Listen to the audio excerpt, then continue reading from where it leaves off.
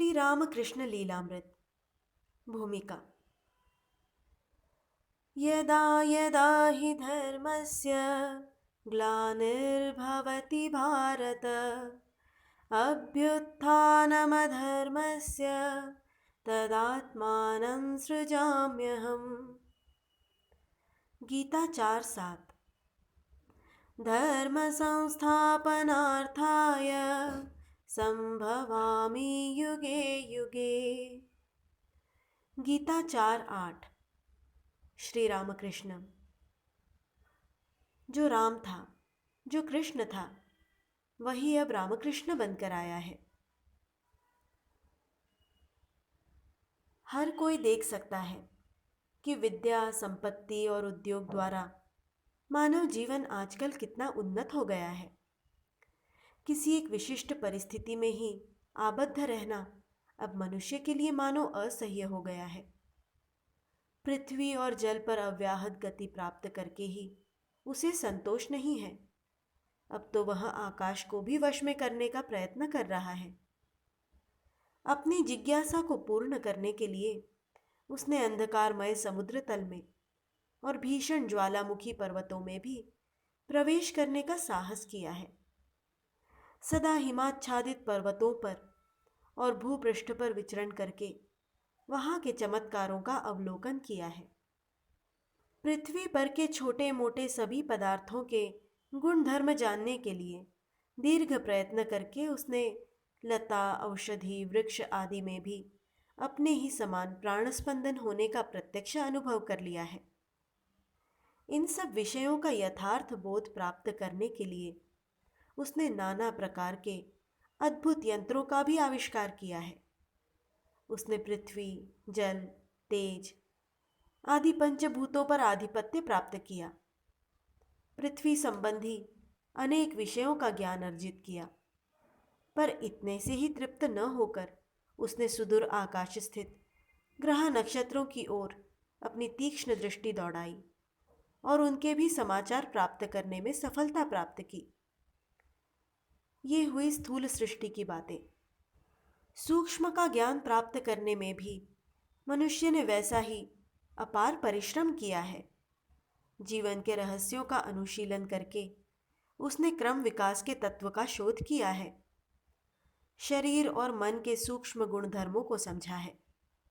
उसने यह भी देख लिया है कि स्थूल जगत के ही समान सूक्ष्म जगत के व्यापार भी किसी अचिंत्य नियम सूत्र से बंधे हुए हैं, और उसे इस बात पर विश्वास होने लगा है कि मनुष्य की आकलन शक्ति से परे भी कई घटनाएं हो सकती हैं।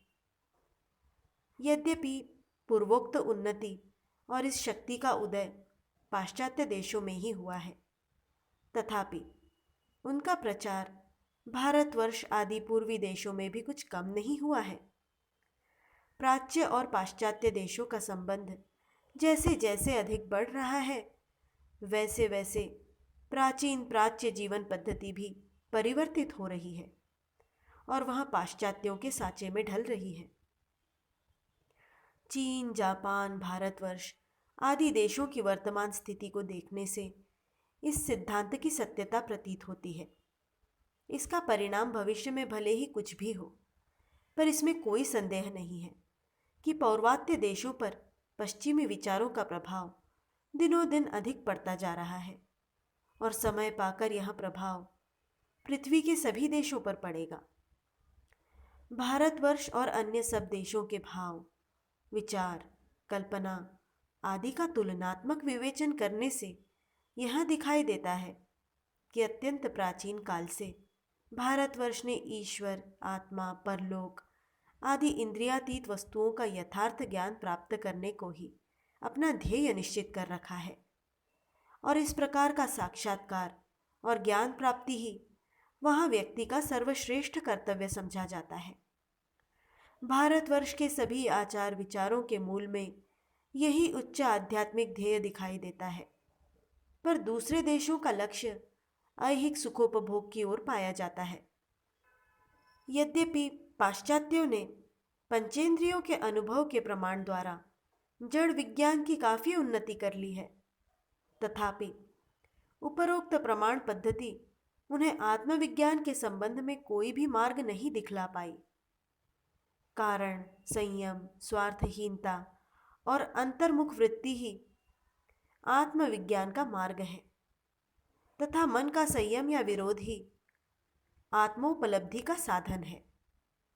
इसमें आश्चर्य नहीं कि बहिर्मुख पाश्चात्य लोग आत्मविज्ञान का मार्ग बिल्कुल भूलकर उत्तरोत्तर देहात्मवादी और नास्तिक बन गए हैं। ऐहिक सुखोपभोग ही उनका जीवन सर्वस्व बन गया है और इसीलिए उनके सभी प्रयत्न उसी की प्राप्ति के लिए हुआ करते हैं।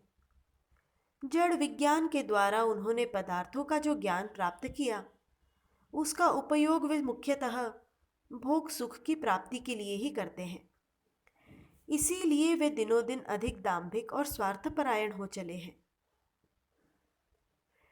पाश्चात्य समाज में विद्यमान अमीरी और गरीबी के आधार पर बना हुआ जाति विभाग, उनके आविष्कृत तोप बंदूक आदि भयानक यंत्र, एक और अगाध संपत्ति और साथ ही दूसरी ओर अपार दारिद्र्य एवं असंतोष का अस्तित्व, भयंकर धन तृष्णा तथा तज्जन्य परदेश आक्रमण और परजाति पीड़न, ये सब उसी भोग सुख लालसा के परिणाम हैं।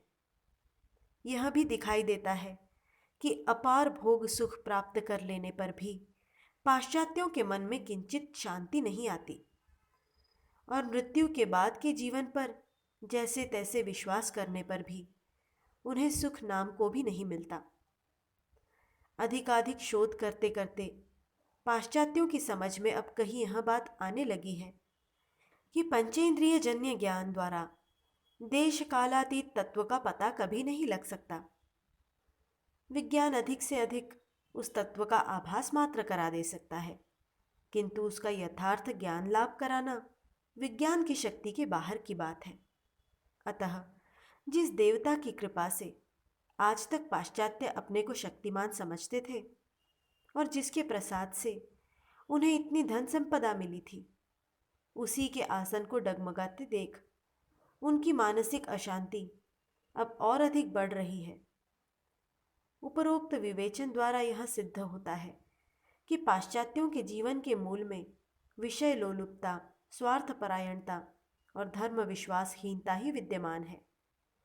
इसीलिए जो पाश्चात्यों के समान उन्नति करना चाहते हैं, उन्हें स्वभावतः या जानबूझकर उन्हीं के समान बनना पड़ेगा।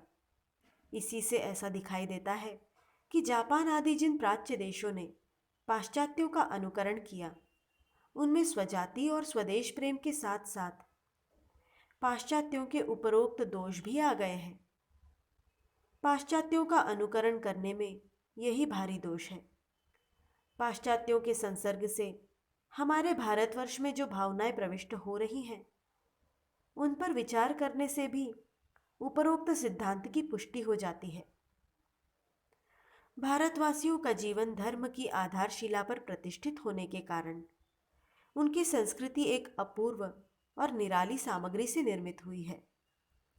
संक्षेप में कहा जाए तो संयम ही उस संस्कृति का प्राण है। व्यक्ति और समाज दोनों ही अपने जीवन का संयम की सहायता से नियमन करें, यही भारतवर्ष के शास्त्रों की आज्ञा थी। त्याग के लिए ही भोगों का ग्रहण और परलोक के लिए ही इहलोक का जीवन, इन बातों का सभी को सभी अवस्थाओं में स्मरण कराते हुए शास्त्रों ने व्यक्ति और समाज का ध्यान इस उच्च ध्येय पर आकर्षित कर रखा था। पाश्चात्यों के संसर्ग से इस भावना में कितना अंतर हो गया, यह कोई भी देख सकता है। भारतवर्ष के पूर्व परंपरागत संस्कारों और आचार विचारों में भी अद्भुत क्रांति हो गई है। भारतवर्ष ने अपने पुराने त्याग और संयम प्रधान जीवन को छोड़कर भोग प्रधान जीवन का स्वीकार कर लिया है। इससे उसकी पुरानी संस्कृति और शिक्षा का लोप हो गया।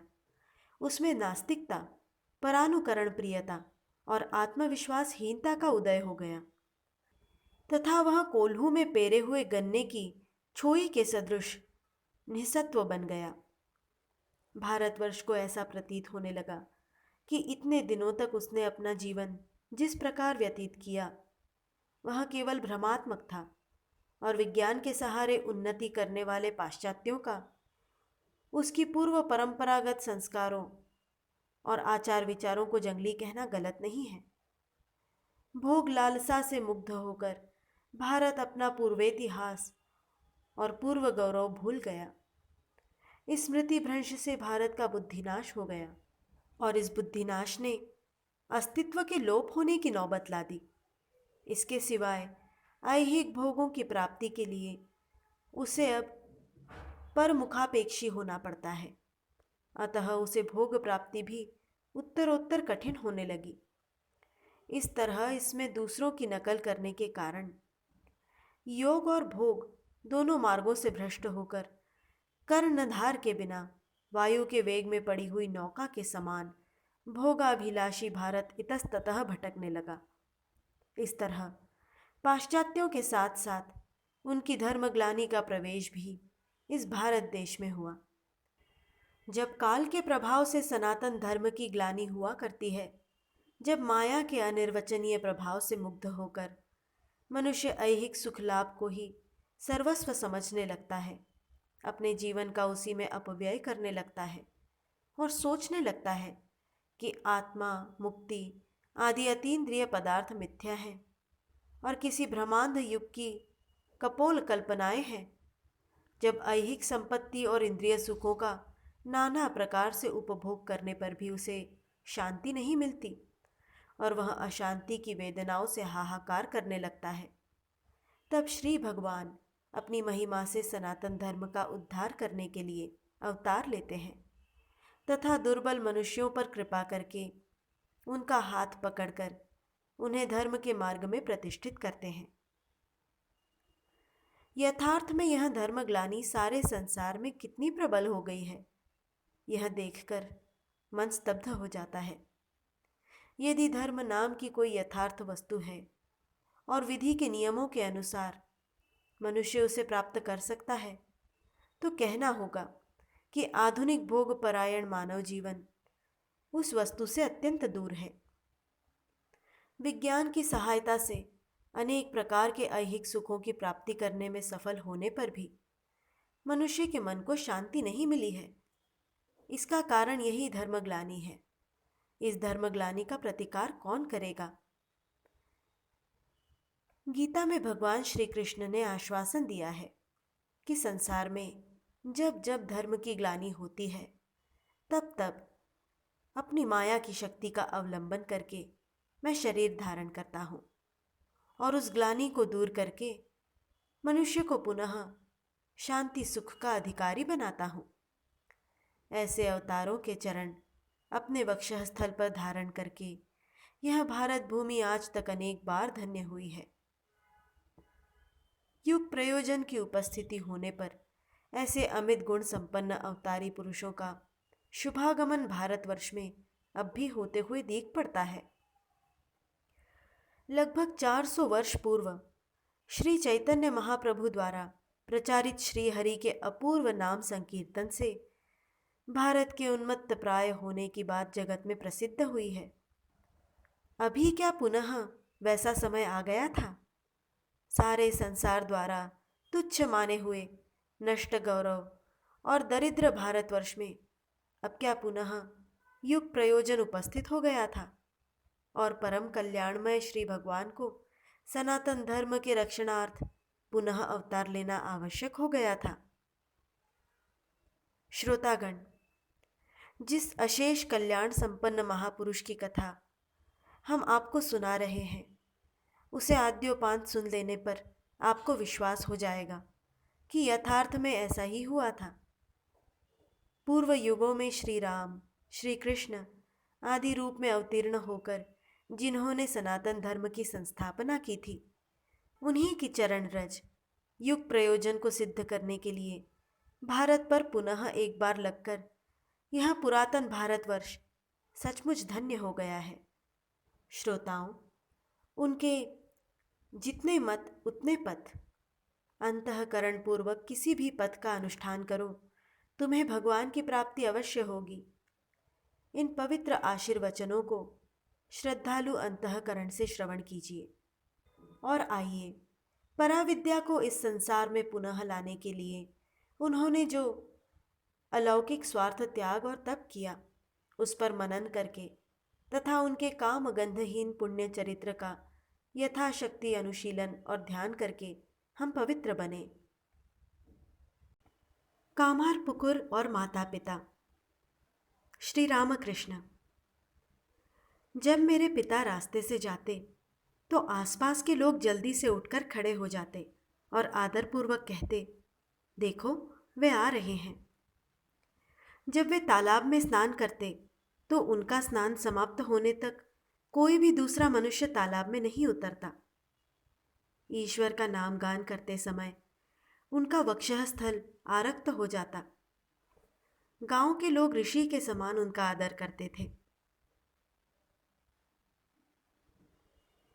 ईश्वर का अवतार मानकर जिन महापुरुषों की पूजा संसार आज तक करता आ रहा है, उनमें से भगवान श्री रामचंद्र और भगवान बुद्ध को छोड़ बाकी सभी के ऐहिक जीवन का आरंभ दुख, दारिद्र्य, सांसारिक अभाव और संकट विपत्ति में ही हुआ है।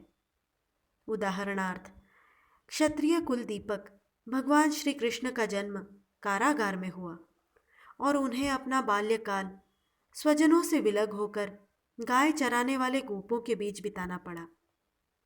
भगवान ईसा मसीह का जन्म निर्धन माता पिता के यहाँ एक धर्मशाला के अस्तबल में हुआ। भगवान शंकराचार्य का भी जन्म एक निर्धन माता के उदर से हुआ। भगवान श्री चैतन्य देव का जन्म भी अति सामान्य व्यक्ति के घर में ही हुआ। इस्लाम धर्म के प्रवर्तक हजरत मोहम्मद के जन्म की भी यही अवस्था है। तथापि जिस दुख दारिद्र्य में संतोषजनक शांति नहीं है, जिस सांसारिक अभाव में निस्वार्थ प्रेम नहीं है, जिन निर्धन माता पिता के हृदय में त्याग, पवित्रता, कोमलता और दया नहीं है, ऐसे स्थानों में महापुरुषों का जन्म होते कभी नहीं दिखाई देता। विचार करने से अवतारी पुरुषों के निर्धन गृह में जन्म लेने का उनके भावी जीवन से एक प्रकार का गूढ़ संबंध दिखाई देता है। उन्हें युवा और प्रौढ़ अवस्था में विशेषतः दरिद्र और दुखी लोगों के साथ ही मिलजुल कर उनकी हृदय की अशांति को दूर करने का कार्य करना पड़ता है।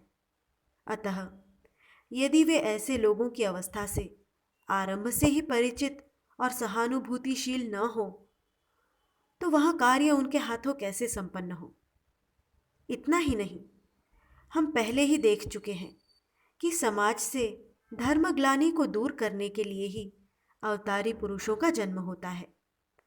इस कार्य को संपन्न करने के लिए उन्हें पुराने धर्म संप्रदायों की तत्कालीन अवस्था का ज्ञान अवश्य रहना ही चाहिए, क्योंकि उन्हें इन सब प्राचीन संप्रदायों की तत्कालीन ग्लानि के कारणों की मीमांसा करके उन्हें पूर्ण बना देने वाला नया संप्रदाय स्थापित करना पड़ता है।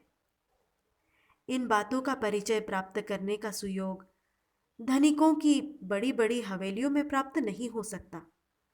यह अनुभव तो दीनों की कुटिया में ही मिलता है, क्योंकि सांसारिक सुख भोगों से वंचित मनुष्यों का ही ध्यान ईश्वर, धर्म आदि विषयों की ओर आकृष्ट होता है और सब जगह धर्म की ग्लानि रहने पर भी दीनों की कुटिया में ही पुरानी धर्म विधियां थोड़ी बहुत जीवित दिख पड़ती हैं।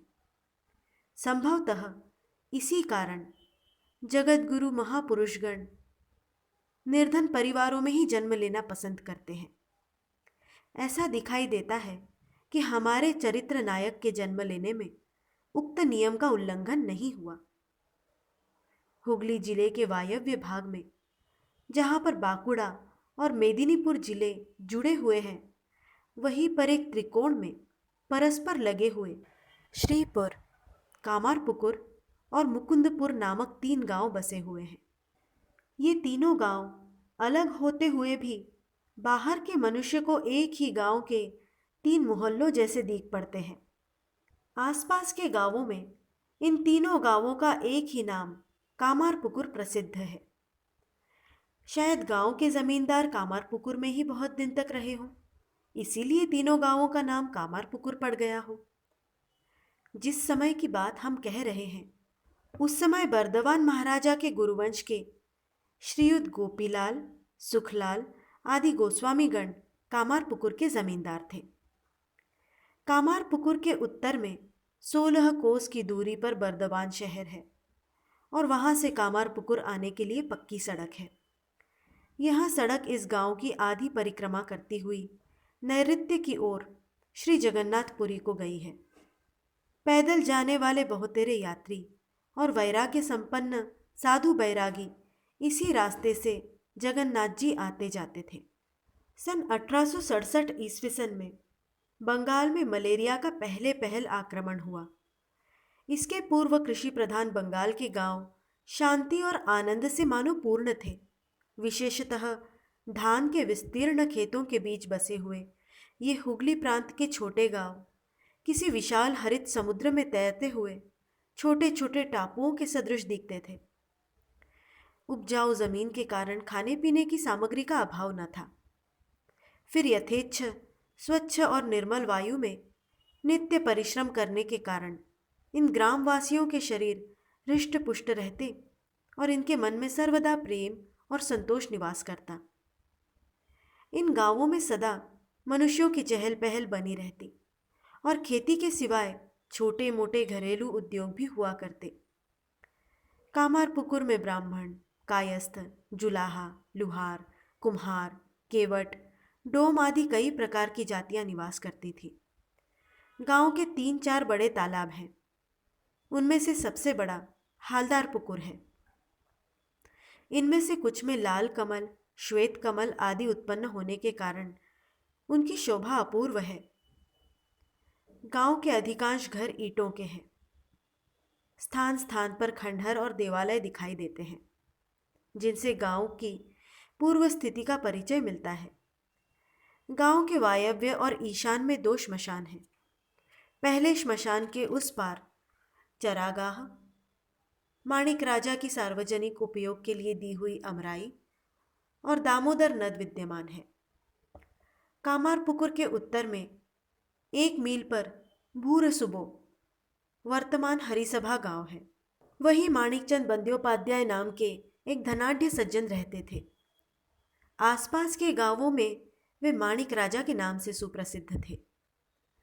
पूर्वोक्त अमराई के सिवाय सार्वजनिक उपयोग के लिए उन्होंने कई तालाब बनवाए थे। ऐसा सुना जाता है कि उनके यहाँ अनेक बार लक्ष्य ब्राह्मणों को आमंत्रित करके भोजन कराया गया था। कामारपुकुर के पश्चिम में 1 कोस पर 7 बेड़े, नारायणपुर और देरे नामक 3 गांव पास पास हैं। पहले ये गांव बड़े संपन्न थे। हम जिस समय की चर्चा कर रहे हैं, उस समय तीनों गांवों के जमींदार रामानंद राय थे। वे विशेष धनाढ्य तो नहीं थे, पर अपनी प्रजा को बड़ा कष्ट देते थे। किसी भी कारण यदि किसी से उनकी अनबन हो जाती तो उसका सर्वनाश करने में वे आगा पीछा नहीं देखते थे। उनकी कोई संतान जीवित नहीं रही। ऐसा कहा जाता है कि लोगों पर अत्याचार करने के कारण ही वे निर्वंश हुए और उनकी संपत्ति का विनाश हुआ। लगभग 150 वर्ष पूर्व देरे गांव में चटर्जी नामक एक मध्य स्थिति वाला कुलीन ब्राह्मण परिवार निवास करता था। परिवार के सभी लोग धर्मनिष्ठ, सदाचारी और श्री रामचंद्र जी के उपासक थे। उस कुल के श्रीयुत माणिकराम चटर्जी के 3 पुत्र और 1 पुत्री थी। सबसे बड़े पुत्र खुदीराम का जन्म संभवतः सन 1775 में हुआ। उसके पश्चात रामशीला नाम की कन्या और निधिराम तथा कनाईराम नाम के 2 पुत्र हुए। श्रीयुत खुदीराम ने अपनी युवावस्था में जीविका निर्वाह के लिए किसी उद्योग धंधे की शिक्षा प्राप्त की थी या नहीं, यह तो विदित नहीं है, पर सत्यनिष्ठा, संतोष और त्याग आदि ब्राह्मणों के स्वभाव सिद्ध शास्त्र सम्मत गुण उनमें पूर्ण रूप से विद्यमान थे। वे कद में ऊंचे और दुबले थे, पर शक्तिवान थे। वे गौर वर्ण और हसमुख थे। वंश परंपरागत श्री रामचंद्र जी की भक्ति उनमें विशेष थी और नित्य प्रति संध्या वंदन आदि के पश्चात श्री रामचंद्र जी की पूजा किए बिना वे अन्न ग्रहण नहीं करते थे। शूद्रों से वे कभी दान नहीं लेते थे। इतना ही नहीं, वे शूद्रों के घर यजमान कार्य करने वाले ब्राह्मणों के यहाँ कभी भोजन नहीं करते थे। धन लेकर कन्यादान करने वाले ब्राह्मणों के हाथ का पानी तक वे नहीं पीते थे। ऐसे निष्ठावान और सदाचार संपन्न होने के कारण गांव वालों की उन पर बड़ी श्रद्धा थी और वे लोग उनका बड़ा आदर करते थे।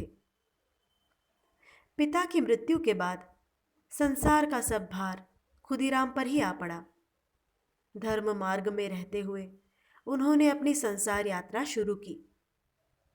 पिता की मृत्यु के पूर्व ही उनका विवाह हो गया था, पर पत्नी छोटी आयु में ही गुजर गई। इसलिए उन्होंने 24वें वर्ष में पुनः विवाह किया। इनकी द्वितीय पत्नी का नाम चंद्रमणि था। घर के लोग इन्हें चंद्रा ही कहा करते थे। उनका मायका सराटी मायापुर गांव में था। वे सुस्वरूप, सरल हृदय और देवता तथा ब्राह्मणों पर बहुत निष्ठा रखने वाली थी। उनका अंतःकरण श्रद्धालु और प्रेम संपन्न होने के कारण वे सबकी प्रिय थी। विवाह काल में उनकी आयु 8 वर्ष की थी।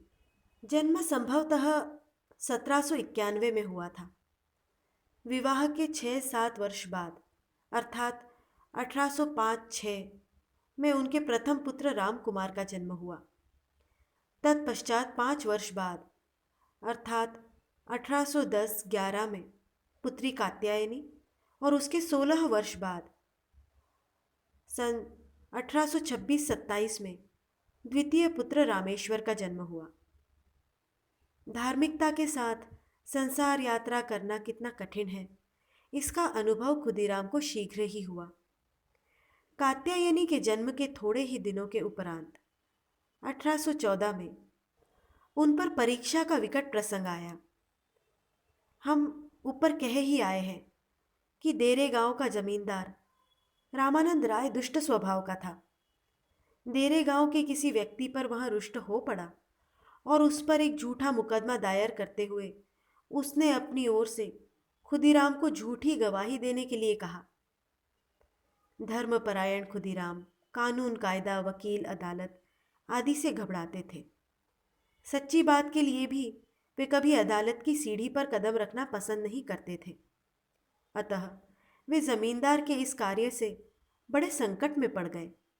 जमींदार की ओर से झूठी गवाही देने से इनकार करने पर जमींदार का उनसे रुष्ट हो जाना निश्चित था, पर यह जानते हुए भी उन्होंने ऐसी गवाही देने से इनकार कर दिया। परिणाम जो होना था वही हुआ।